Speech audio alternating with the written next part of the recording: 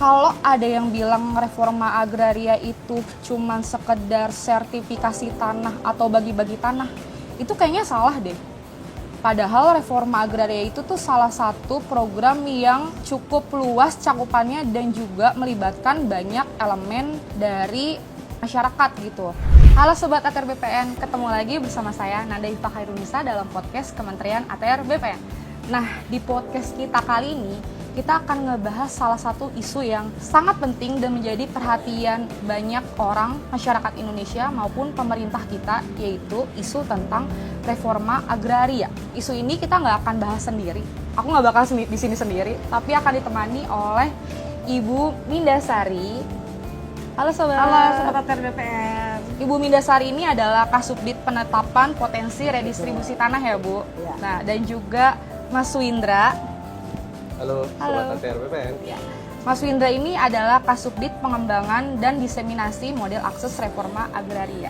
Mas, Bu, kalau misalnya kita mau ngomongin terkait reforma agraria ya, sebenarnya itu kan kayak salah satu bahasa yang mungkin masyarakat juga ada beberapa masyarakat yang awam sama kata-kata reforma agraria gitu. Mungkin cuman para pegiatnya aja yang tahu tentang reforma agraria ya. Ya. Sebenarnya tuh reforma agraria itu apa sih, Bu? Pak, Mas? Oke, dapat saya jelaskan ya Mbak Nanda dan Sobat ATR BPN. Jadi reforma agraria itu adalah penataan kembali struktur penguasaan, pemilikan, penggunaan dan pemanfaatan tanah agar lebih berkeadilan dan juga untuk peningkatan kesejahteraan masyarakat, di mana mempunyai dua instrumen. Yang pertama adalah penataan aset, yang kedua adalah penataan akses. Nah, dua instrumen ini adalah merupakan instrumen yang satu kesatuan yang tidak dapat dipisah-pisahkan. Jadi kalau bicara reforma agraria pasti penataan aset dan juga penataan akses. Outcome-nya adalah untuk peningkatan kesejahteraan gitu ya. Dan juga reforma agraria ini merupakan program strategis nasional yang sangat penting. Dan ini sesuai dengan yang diamanatkan dalam Undang-Undang Nomor 59 Tahun 2024 mengenai Rencana Pembangunan Jangka Panjang 2025 sampai dengan 2045 ya. Ya, outcome-nya sertifikat, tetapi dampaknya adalah bagaimana dengan sertifikat itu masyarakat dapat meningkatkan kesejahteraannya. Itu intinya seperti itu. Itu ya. Kalau dari Mas Windra sendiri, Mas? Ya, jadi simpelnya kalau kita pemerintah memiliki tugas gitu memberdayakan masyarakat, menggunakan memanfaatkan tanahnya supaya lebih produktif, Betul. berdaya guna, berhasil guna, akhirnya untuk kesejahteraan masyarakat gitu ya. Jadi itu yang kita harapkan dari reforma agraria, Mbak Nanda. Kalau berbicara mengenai fungsinya, seperti tadi Mbak Nanda tanyakan, tentu tidak terlepas dari dua hal tadi, dua instrumen tadi. Fungsi penataan aset adalah untuk memberikan kepastian hukum. Jadi masyarakat dari yang mempunyai tanah, dari yang tidak punya sertifikat, itu menjadi bersertifikat. Ya, tentu saja setelah penataan aset ini, fungsi yang kedua adalah penataan akses. Bagaimana ATR BPN beserta struktur organisasi atau perangkat daerahnya disertai juga dengan CSO itu dapat saling bahu-membahu bersinergi untuk membantu memberdayakan perekonomian masyarakat itu hasil dari penataan aset itu. Nah, ini dapat dilakukan melalui pemberian modal, kemudian pendampingan usaha, kemudian juga pemberian sarana prasarana barang-barang untuk usahanya, pelatihan packaging, kemasan-kemasan dalam usaha yang digiatkan dalam suatu wilayah atau suatu desa kampung tersebut. Kemudian manfaat atau fungsi yang ketiga adalah terkait dengan untuk penyelesaian konflik. Gitu.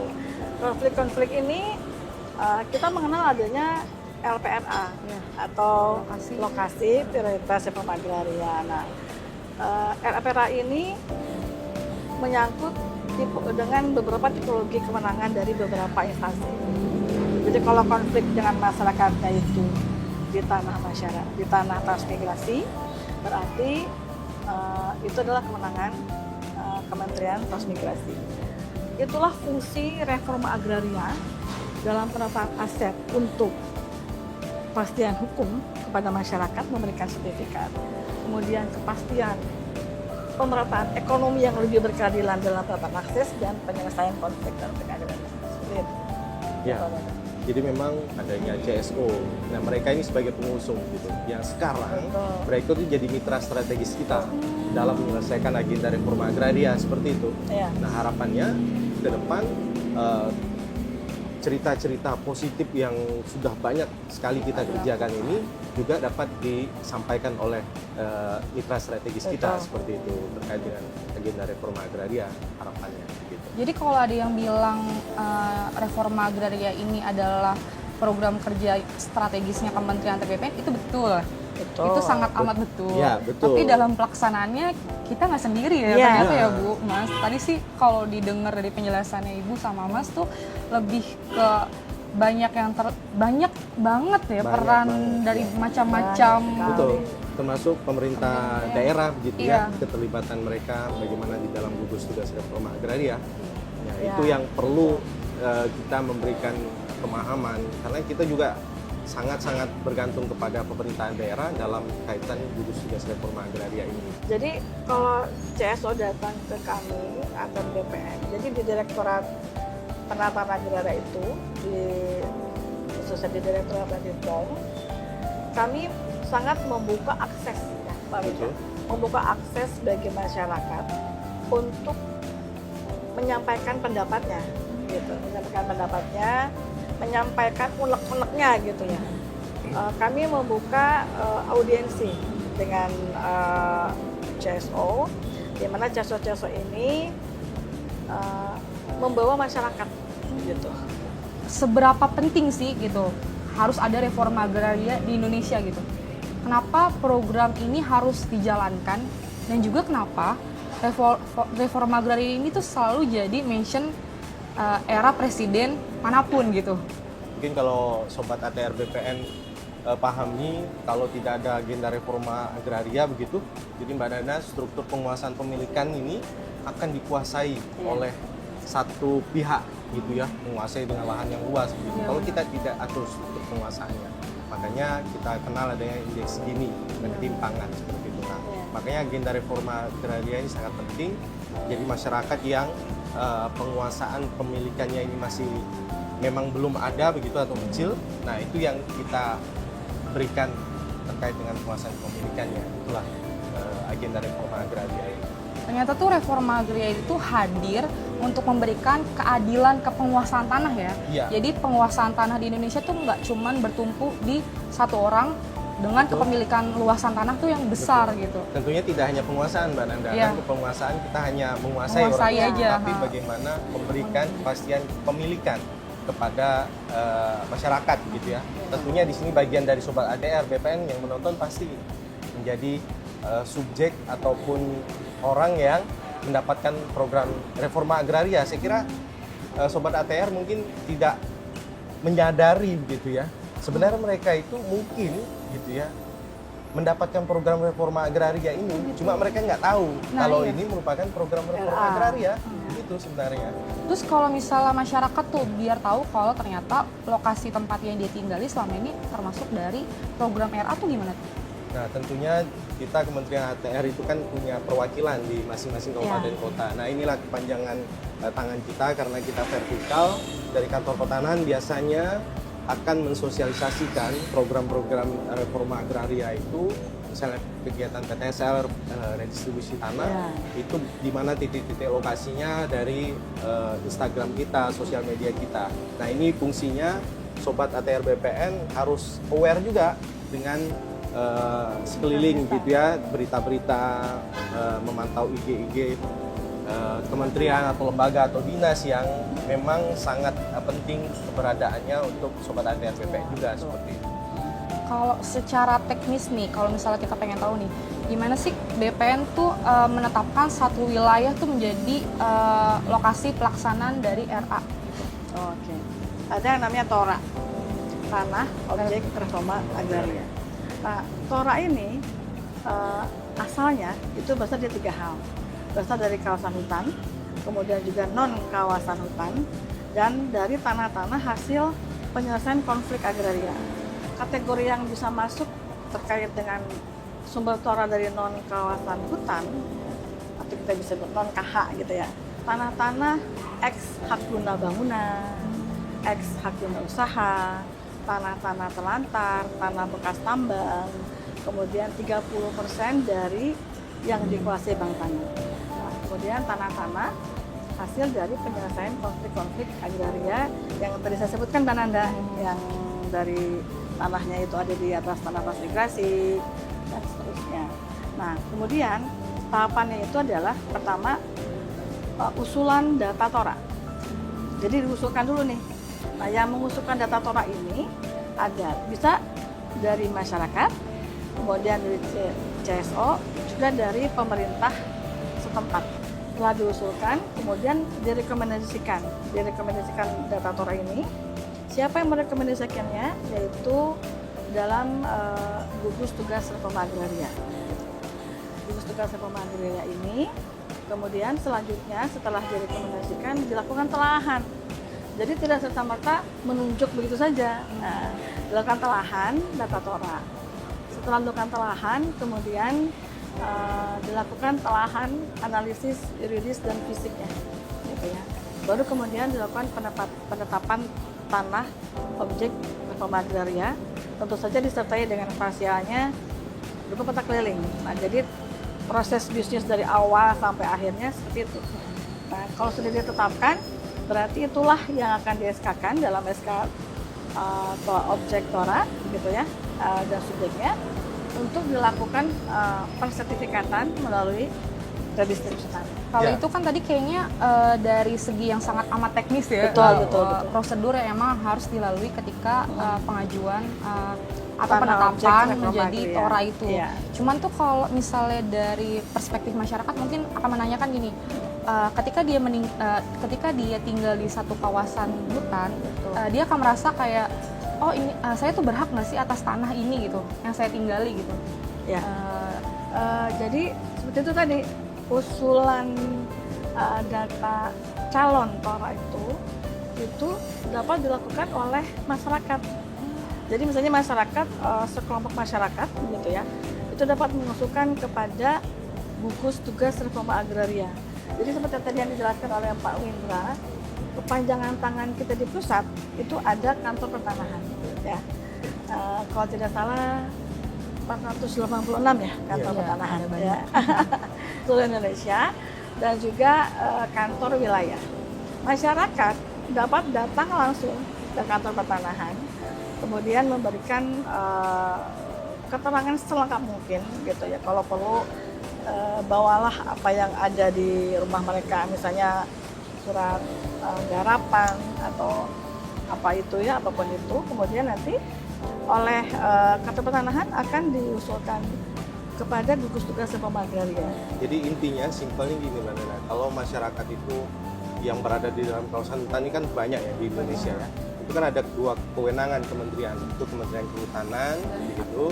Jadi simpelnya si masyarakat ini harus dapat pelepasan dari kawasan hutan dulu dari Kementerian Kehutanan atau ATR. Nah, setelah itu prosesnya di balik layar itu ya panjang. Setelah proses pelepasan kawasan hutan itu terbit dari Kementerian Kehutanan, nah barulah proses sertifikasi itu dapat kita lakukan. Untuk beberapa wilayah yang ada di Indonesia, masyarakatnya itu ada yang malah nggak mau tanahnya disertifikatin. Betul. Inilah menjadi tantangan di dalam agenda reforma agraria, khususnya bagaimana mensertifikatkan masyarakat hukum adat ini supaya mereka mau disertifikatkan. Nah, tentunya ada sisi positif dari pensertifikat tanahnya seperti itu. Yang pasti kan kita akan memberikan kepastian hukum seperti itu. Apalagi reforma agraria sekarang ada aksesnya begitu. Nah, nanti saya akan cerita bagaimana ada salah satu contoh di Bali misalnya, masyarakat hukum adat itu diberikan hak pengelolaan, kemudian kita tindak lanjuti dengan penataan akses, kemudian mereka dapat akses untuk off-takernya. Nah, ini kan menarik begitu. Ini bisa menjadi contoh ataupun pola yang akan kita bisa informasikan kepada masyarakat adat yang lain supaya ayo kita terbuka untuk mensertifikatkan tanah. Negara tidak akan mengambil itu, negara memastikan kepastian hukum untuk masyarakat adat seperti itu, Mbak. Gimana sih caranya pemerintah itu memastikan bahwa reforma agraria itu bisa sampai kepada yang memang haknya gitu? Kita adakan sosialisasi dulu, penyuluhan kepada masyarakat bahwa Bapak Ibu, tanahnya ini sekarang sudah masuk dalam penlok atau penetapan lokasi untuk redistribusi tanah. Setelah dilakukan sosialisasi, kemudian dilakukan invent inden. Nah, inilah tahapan awal sebagai saringan utama, ya, tindakan preventif utama, di mana CNC atau clean and clear itu hadir gitu. Jadi di invent betul-betul, diidentifikasi betul-betul mana subjek yang berhak, mana objek yang berhak. Jadi itu sesuai dengan Perpres 62 Mbak Nanda, tahun 2023. Jadi tidak sembarangan itu semua orang dapat diberikan sertifikat redis, ya. Ya nanti Begitu. tiba-tiba kayak misal di satu kampung ada orang yang tadinya nggak tinggal di situ, Iya. kucul Ah, ngaku-ngaku itu nggak sebagai bisa. warga situ dapat, nggak, ternyata ada Betul. identifikasinya Iya. ya Bu. Setelah event Indian ini betul-betul diterapkan, dilaksanakan, kemudian naik pada tahap selanjutnya, yaitu dengan melakukan pengukuran dan pemetaan. Oleh siapa? Tentu oleh seksi survei dan pengukuran di kantor petanah setempat. Jadi ada ketentuan dalam pasal 19 mengenai subjek-subjek reforma agraria. Subjek-subjek ini akan mendapatkan Ya, sertifikat tanah itu betul-betul masyarakat yang hadir di situ memang itu tanahnya sudah lama dikelola dengan benar-benar dan bukan masyarakat yang berada di luar lokasi itu, sehingga setelah dilakukan sidang itu penetapan subjek dan objek, kemudian diterbitkan SK-nya, terbitlah sertifikatnya. Sehingga jika melalui proses bisnis dari awal sampai akhir hulu ke hilir ini dilakukan secara benar, pertanyaan Mbak Nanda tadi dapat terjawab bahwa dapat betul-betul diserahkan pada yang berhak gitu. Penataan aset ini kan ada legalisasi aset tanah dan juga redistribusi tanah. Nah, kalau misalnya di legalisasi aset itu kan yang lagi kita gembar-gemborkan itu kan salah satunya adalah PTSL. betul. PTSL. Terus ada juga yang bilang PTSL ini emang RA gitu. Padahal RA ini kan redis. Itu gimana nih kita kasih kepemahaman ke masyarakat terkait persepsi yang ada di publik terkait hal ini? Jadi memang simpelnya begitu ya. Jadi proses sertifikasi seluruhnya yang dikeluarkan oleh ATR BPN itu bagian menjadi agenda reforma agraria. Kenapa? Karena di dalam aturan di Perpres 62 itu dia terdiri dari legalisasi aset, di mana aset sertifikasi jenis-jenis yang kita sertifikatkan itu menjadi legalisasi aset. Sedangkan redistribusi tanah ini yang memang khusus kita mendistribusikan gitu, yang biasanya untuk tanah-tanah pertanian tuh lebih ke arah sana. Nah ini menjadi agenda reforma agraria gitu. Jadi sobat ATR BPN nggak perlu bingung gitu ya, nggak perlu ini masuk reforma agraria nggak atau bukan gitu ya, PTSL ataupun redis gitu. Dua-duanya merupakan agenda reforma agraria yang itu dijamin oleh negara sertifikatnya seperti itu. Iya. Nah, itu gimana sih caranya kita, Kementerian ATR BPN gitu, benar-benar memastikan masyarakat tuh bisa memanfaatkan tanahnya gitu melalui program penataan akses itu sendiri. Kayaknya penataan akses tuh mungkin masih awam ya, kayak seolah-olah tuh masyarakat tuh ngerasa ketika dia punya tanah, tanahnya sudah disertifikatkan, tugasnya tuh udah selesai, tugas pemerintah mungkin ya. Ternyata dari situ kan kalau tadi aku dengar dari penjelasannya Mas Linda dan Bu Minda, masih ada lagi gitu PR Betul. kita. Iya. Ketika masyarakat udah pegang sertifikat tanah nih gitu. Masyarakat dulunya tanah-tanah itu disertifikatkan ya sudah tidak ada nilai ekonomi tambahan. Nah inilah hadirnya penataan akses itu dalam konteks ini pemberdayaan tanah masyarakat, gitu ya, bagaimana kita memberdayakan masyarakat yang berbasis tanah. Nah itu penataan akses gitu.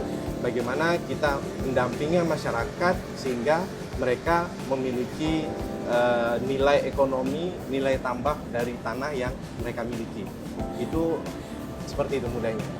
Kalau terkait dia memanfaatkan sertifikat tanahnya itu sendiri sebagai modal Usaha Ya. gimana tuh Mas? Nah, kalau dulu kan modal usaha itu didapatkan misalnya dari kita mengagunkan sertifikat gitu ya. Nah, tapi sekarang semakin banyak pola untuk memberikan modal usaha begitu ya. Nah, bisa yang menjadikan jaminan itu selain sertifikat kegiatan usahanya itu sendiri itu bisa gitu ya. sih. Oh, bisa. Karena melihat dari kegiatan usaha itu berjalan, itu bisa menjadi jaminan misalnya bagi pemberi modal untuk memberikan modalnya. Ini termasuk info yang baru sih. Jadi masyarakat tuh nggak harus menjaminkan sertifikatnya untuk mendapat modal. Ternyata kegiatan usahanya sudah berjalan itu bisa. Di NTB itu Ya. masyarakat sangat kompak. Ada berapa kolam Di Kota Mataram itu di ya. Kota Mataram, baby fish, Baby fish. Mbak Nanda. Baby fish. Baby fish. Mereka membentuk koperasi. Oh. Nah, dibantu oleh outtakernya dari salah satu PT ya. Sehingga dikasih modal. Kemudian kami ke sana mencicipi juga tuh baby fish-nya. Hasilnya. Ya, ada kemasannya gitu. Di dalam kemasannya itu ada ini adalah produk kerjasama dengan ATR BPN Entah Kota Mataram. Mataram. Ya. Dan itu saya tanya masyarakatnya ibu-ibunya itu ya. Ibu ini pengelola koperasi ya, Bu. Apakah ada peningkatan pendapatan? Dia bilang sangat membantu. Kita tidak mau pada saat telah diberikan sertifikat begitu asetnya tidak dimanfaatkan, kemudian akhirnya mereka tidak memiliki uang, merasa tanah itu tidak produktif, kemudian dijual gitu ya. Iya. Nah, ini yang kita tidak mau Jangan gitu kan. sampai. Tidak ada nilai untuk meningkatkan ekonomi mereka. Makanya hadirlah pemberdayaan tanah masyarakat atau penataan akses yang harapannya sertifikat diterbitkan, kemudian akses dihubungkan begitu, ketemu begitu, kayak dua hal yang positif ini. Kemudian, nah harapannya mereka tidak menjual tanah-tanah itu, karena kalau sudah sekali dijual, dapatnya cuma sekali. Iya. Iya. Tapi kalau diusahakan, dimanfaatkan, bisa dapatnya Berkali-kali sepanjang lipat mereka menggunakan keuntungannya. apa. Seperti itu, Mbak. Kampung Reforma Agraria itu sebenarnya apa sih gitu? Suatu bentuk wujud nyata keberhasilan reforma agraria yang berada pada suatu kampung, di mana di sana itu sudah terlaksana satu penataan aset, dua tata guna penggunaan tanah, kemudian yang ketiganya adalah penataan akses. Jadi kampung reforma agraria ini bukan kampung, bukan sembarang kampung gitu ya. Yaitu Kampung bukan sembarang bukan, kampung. yaitu ada prosesnya Mbak Nanda. Ditetapkan melalui SK. Oleh siapa? Oleh Bupati loh. Oleh Bupati dan oleh Pak Wali Kota setempat. Nah, jika sudah seperti itu, ada syaratnya nih dikatakan kampung reforma agraria. Tadi itu 3. Merupakan tanahnya itu merupakan hasil dari pelaksanaan penataan aset. Kemudian tata penggunaan tanahnya itu harus ada setting lah. Penggunaan itu buat apa? Di sini untuk pemukimannya, kemudian ada semacam shelter gitu ya. Jadi ditata tuh di mana fase-fasenya seperti itu. Sudah ada 192 SK Kampung Reforma Agraria di seluruh Di Indonesia. sini, oh itu udah berhasil Bu pelaksanaannya. Nah, Apa masih Keberhasilan ini tergantung dari bagaimana si suatu kampung itu terbentuk sinergitasnya. Jika dia sinergitas antara ATR BPN dan stakeholder terkait pemerintah setempat itu, kemudian dengan stakeholder off-takernya itu bagus, maka itu banyak sekali contoh-contoh itu dapat berhasil, Pak. Betul-betul dapat meningkatkan indeks pendapatannya. Nah, ini Mbak Nana, kita cerita kampung RA ini ada salah satu kampung di Pandeglang, itu namanya Desa Bandung. Ini kampung RA terbaik. di satu Tahun- Indonesia? Betul, di satu Indonesia. Desa ini mendapatkan penghargaan dari Kementerian Dalam Negeri. Pada saat itu diserahkan langsung oleh Pak Mendagri, Pak Tito, ke Kepala Desa. Menjadi kampung reforma agraria terbaik di Indonesia. Nah, ini harapannya menjadi trigger bagi kampung-kampung atau desa yang lainnya untuk berbuat demikian. Makanya tadi saya awal itu sebagai laboratorium gitu ya. Bagaimana kalau dari kampung atau desa yang lain ingin melihat bagaimana contoh sukses pelaksanaan reforma agraria itu, ya ada di kampung. Jadi trigger ya? Nah, Ya, jadi trigger trigger ego seperti itu. gitu. Sebenarnya tuh Mas, apa sih yang bisa menjadi salah satu kriteria yang menyatakan kalau kampung RA ini ya sukses gitu yang tadi bilang ya. Apa aja komponen-komponen penilaiannya gitu? Yang jelas dengan adanya kampung RA ini sudah ada komitmen dari pemerintah daerah gitu ya, karena bupati yang menetapkan kampung RA ini. Ya. Nah, bagaimana tadi Bu Minda bilang sinergi Kita sih jelas. dari berbagai pihak gitu ya, terutama kepala desa yang ada di situ. Gitu ya. Kemudian kantor pertanahan. Nah, bagaimana mereka bergerak bersinergi begitu dapat menjalankan roda ekonomi di sana gitu ya, mulai dari kecil pastinya hingga dia berjalan secara sustain.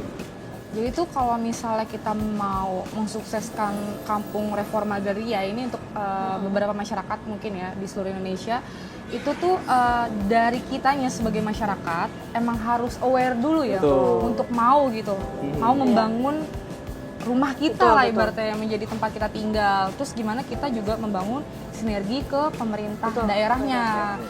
BPN akan turun langsung ke sana dan mensupport kegiatan dari apa yang sudah dijalankan sama desa tersebut. Ini juga Mbak Nana, ke depan ini kan kita harus menyesuaikan dengan generasi yang sekarang, Gen Z gitu. Iya, Gen Z. Kita akan coba buatkan poin-poin titik-titik reforma agraria yang ada di Indonesia, Iya. lengkap dengan potensi gambar-gambar visualisasi Wih, yang menarik keren. Iya. buat Gen Z sekarang. Iya. Sekarang Keren kan sih, itu keren. posisinya di mana, pokoknya kalau itu Instagramable itu tetap Iya, dikejar kan gitu kan. Iya lagi. Nah, itu Tempat foto-foto ke hits. depannya kita akan buat Iya. seperti itu supaya reforma agraria itu tidak hanya dari generasi yang dahulu, tapi generasi sekarang itu memahami dan mengerti. Bisa reforma dinikmati agraria. seluruh kalangan Nah, gitu itu harapannya. dia Itu harapan tuh kita. kapan kita bisa tahu hal itu tuh?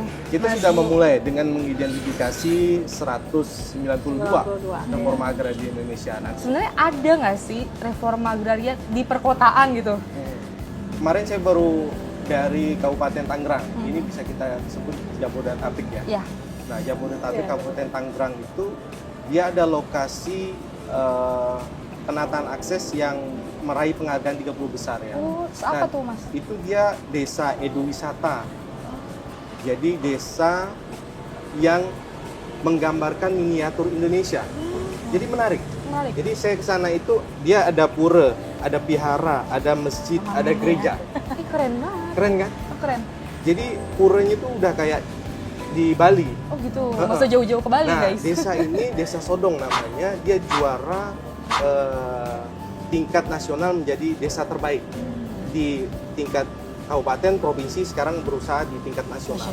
Nah, itu dia di wilayah perkotaan, Kabupaten Tangerang kan, dia termasuk di wilayah perkotaan yang ini yang akan kita dorong supaya dekat pada masyarakat ya. Yang selama ini mungkin di hutan-hutan atau di Iya, desa-desa begitu ya. Nah, yang dekat inilah yang nanti kita coba tonjolkan supaya generasi Gen Z ini bisa aware, bisa nyari Oh, ini ini loh loh. reforma Iya. agraria Yang kan penting, gitu. oh, ini loh. Oh, ini Gitu, loh iya. gitu kan apa yang sedang kita bicarakan, seolah-olah kalau kita ngomong reforma agraria kok kayaknya Berat banget. Berat banget. Kayaknya buat obrolan buat orang-orang tua kan gitu ya. Iya. Padahal ini yang kita coba masuk ke generasi Z sekarang. Begitu. Begitu. Apa sih tantangannya gitu dalam pelaksanaan ini? Ex hak guna usaha ini yang oleh pemiliknya itu tidak dimanfaatkan lagi pun juga tidak diperpanjang. Nah, sehingga kan ini menyebabkan bisa terindikasi katakanlah apa namanya ditelantarkan oleh perusahaannya, kemudian masuklah masyarakat mungkin ya yang mungkin bisa mengokupasi daerah itu. Sehingga ini harus dilakukan suatu upaya agar tanah-tanah ex-HGB dan tanah-tanah ex-HGU ini perlu penertiban gitu ya, agar tidak terjadi ketidakpastian hukum.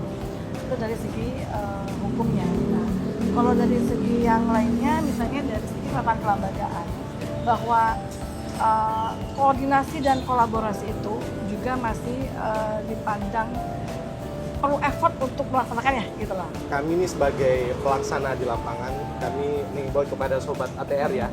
Jadi tolong bantu kami pelaksana di lapangan untuk mensukseskan program reforma agraria ini, khususnya bagaimana mensertifikatkan tanah.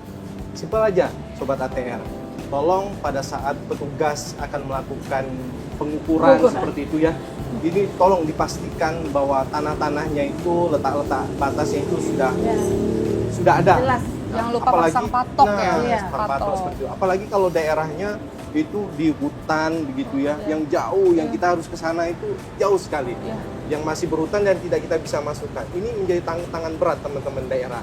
Nah, sehingga kalau ini bisa kerjasama dengan masyarakat, ini bisa kita ini kan, saya kira pelaksanaan teman-teman di daerah akan berjalan lancar.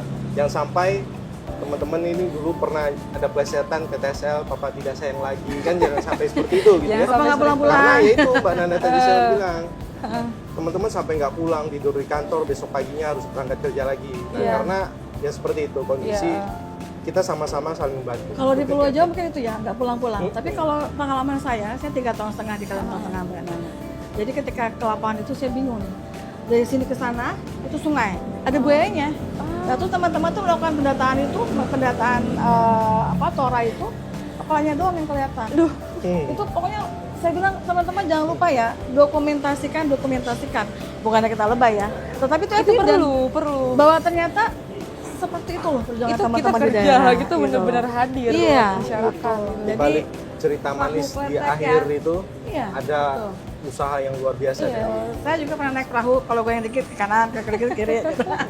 Itu dari daerah Kalimantan. Jadi pasti banyak juga cerita-cerita yang bikin haru gitu ya. Iya, betul. Mengharu biru dan cerminan perjuangan dari teman-teman di daerah seluruh atau pertanahan dan juga teman-teman dari Kanwil di Indonesia yang mana berjuang dari hati gitu ya untuk memberikan servis yang excellent kepada masyarakat. Ya itu emang jadi tugas besar buat Betul. kita sebagai pelayan publik ya, Iya. Bu. Itu Ini jadi kembali salah lagi. satu amal jariah juga sih yang akan Ya, di-share ke insya kita. Allah. Insya Allah. Ada nggak sih salah satu momen di lapangan ketemu masyarakat yang testimoninya tuh terngiang-ngiang selalu gitu? Ada di Sukabumi, mereka memang berusaha pisang kependis gitu ya. Banyak sekali yang mereka butuhkan untuk mendukung kegiatan itu. Nah, kita coba usahakan mereka untuk mencarikan CSR gitu ya. Dapatlah CSR nih dari pihak ketiga yang membantu di sana gitu ya. Nah, akhirnya dananya turun, dibelikan alat-alat sesuai kebutuhan mereka. Itu setelah mereka dapat itu, mereka cerita, ada orang-orang tua nih, petani orang tua cerita sampai nangis lah. Ya Allah, ini baru pertama kali kami mendapatkan seperti ini gitu ya. Ya, Merinding ini aku dengar. Kalau bisa kami akan lakukan syukuran, Pak. Kami mengundang Bapak untuk datang mensyukuri apa yang telah kita dapatkan seperti itu. Aduh, saya merinding. Iya, aku Jujur, juga ini saya dengarnya merinding cerita sih. ini ikut merinding gitu Iya. ya. Nah, itulah cerita yang sampai ke akar ke masyarakat yang memang lah yang merasakan manfaat langsung dari reforma agraria, khususnya penataan aset dan akses. Seperti itu Mbak Nana. Kalau dari Ibu, Ya, kalau dari saya dulu pada saat pelaksanaan PTSL ya, PTSL. Jadi saya waktu itu sebagai ketua adjudikasi, karena ketua adjudikasi itu kan menandatangani sertifikat. Nah, setelah selesai sertifikatnya, gak berapa lama itu kena proyek jalan tol ya, sehingga si bapak yang punya sertifikatnya itu yang tadinya tidak punya rumah, tidak bisa menyekolahkan anaknya, itu menjadi berubah 180 derajat kehidupannya sampai mencari-cari saya ke kantor bilang terima kasih gitu ya. Padahal kan bukan saya saja yang kerja ya, Iya, tapi iya. tim. Saya bilang ini adalah kerja bersama tim Bapak. Jadi saya senang kalau Bapak sudah bisa menyekolahkan anaknya. Jadi tadinya anaknya itu jualan Mbak di pinggir-pinggir gitu. Jadi Mbak, itu adalah suatu nilai yang tidak dapat dibeli dengan uang. iya itu betul banget lagi. Gitu. Itu mahal banget sih nilainya. Iya. Ya, kalau Pak Winda aja pengen nangis, apalagi saya perempuan, tapi kita Iya. perempuan ya. Lebih terasa ya kita. Ya, Pasti karena lebih haru, lebih pasti haru benar. gitu ya. Iya. Karena kan kalau RA tuh ya sering banget ketemu masyarakat kayak kita ya. Iya. Betul. Bersinggungan sama masyarakat. Betul. Entah nanti ada kisah masyarakat marah-marah lah karena tanahnya kena konflik atau itu enggak emang. cerita sedih baiknya senengnya cerita seremnya gitu ya. Oh, ada Mas. Oh ada. Apa Pada tuh? saat kami ke Sulawesi Tenggara gitu ya, ke lokasi bencana untuk Tora gitu ya, konflik gitu.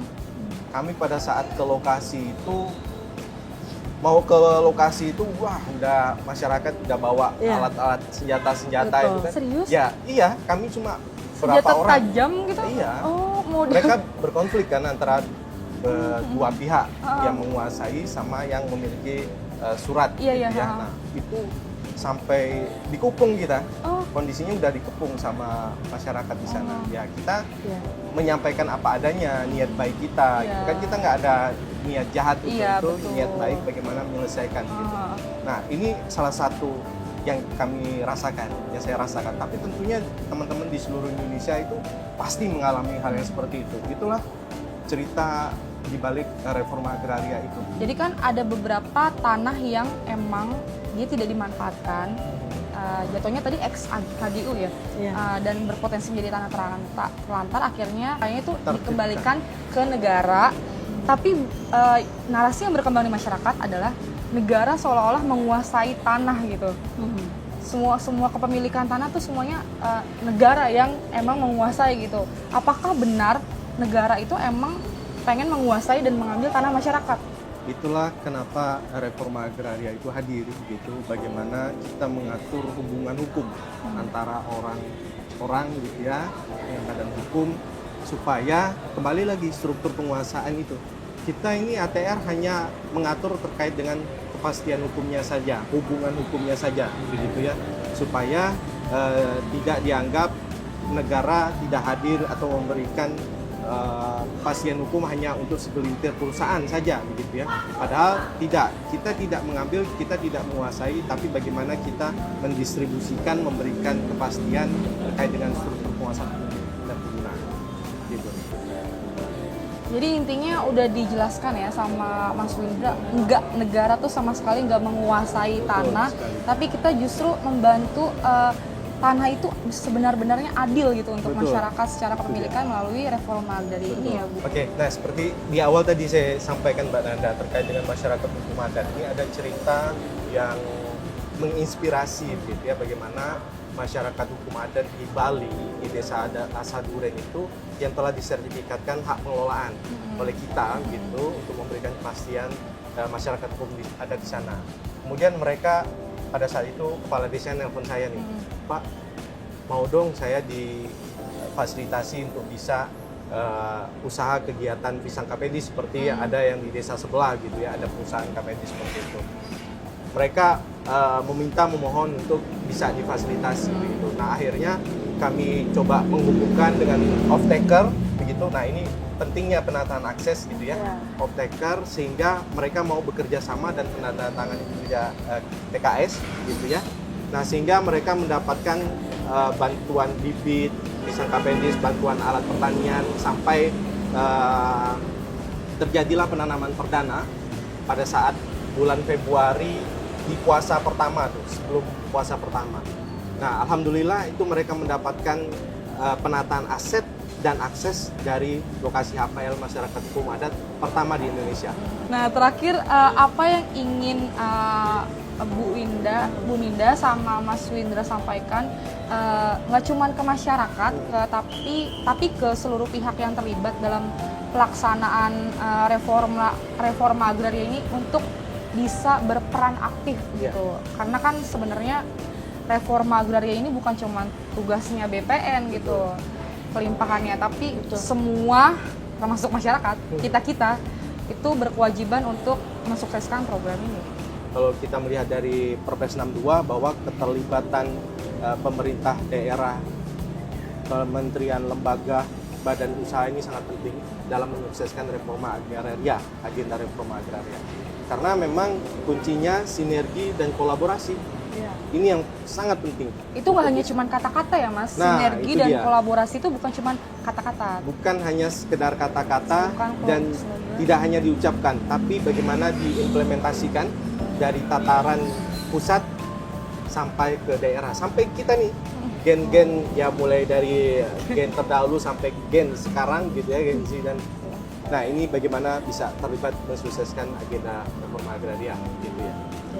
Jadi kalau dari saya ingin mengajak Sobat ATR BPN, masyarakat luas, kemudian juga termasuk dengan stakeholder terkait ya, untuk memandang tanah itu bukan hanya sebagai suatu benda saja, tetapi bagaimana dengan keberadaan tanah itu dapat meningkatkan kesejahteraannya. Jadi saya menghimbau dijaga itu tanahnya, kemudian juga dibuat produktif seproduktif mungkin untuk meningkatkan kesejahteraan masyarakat. Kemudian juga kami mengajak nih ATR BPN ya, kepada sobat ATR BPN untuk terlibat aktif, terlibat langsung dalam pelaksanaan reforma agraria secara keseluruhan. Kemudian juga kami mengajak mari jadikan reforma agraria sebagai suatu gerakan bersama gitu ya, sinergitas kolaborasi untuk mewujudkan keadilan, mewujudkan pemerataan ekonomi dan juga untuk meningkatkan kesejahteraan masyarakat. Mantap sekali. Nah, jadi intinya sebagai warga Indonesia yang baik dan juga ingin merasakan manfaat dari program pemerintah, ayo kita sukseskan reforma agraria bersama ya. Oke, cukup sekian pembahasan kita terkait reforma agraria hari ini. Mungkin kita bisa ketemu di episode-episode selanjutnya untuk membahas hal lain ya di luar dari topik pembicaraan kita kali ini. Jadi jangan lupa saksiin terus podcast Kementerian ATR BPN. Aku Nanda, ini Ibu. Saya dengan Minda. Saya Windra. Kami pamit undur diri. Dadah.